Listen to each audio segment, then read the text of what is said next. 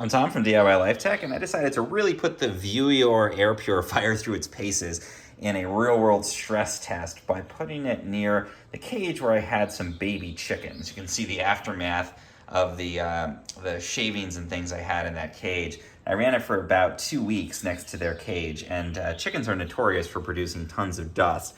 You can see that it's accumulated on the top here. Let's see how it did of getting that out of the air. The first thing I noticed is that there's actually feathers stuck in the air intake in the back here, so it was clearly pulling a lot of that in and getting it out of the air, which is great. Let's take this thing here, and we're gonna open up the bottom to get to the filter inside of this purifier. I'm gonna try to do that really quickly here. A little challenging to get this open. All right, there we go. Yeah, you can see more of that feather dust floating out. And yeah, wow, look at that. There we go. So that HEPA filter doing a really good job of capturing all of that chicken dust. And you can see it accumulating on the side here. The filter is really pulling that out. You can see that it's stuck all in the pleats inside.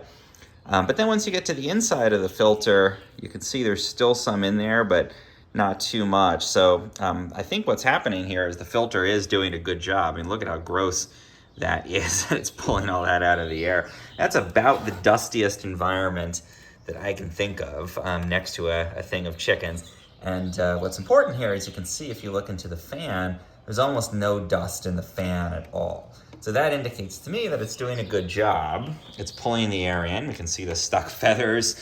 It's clearly getting a ton of dust out of the air.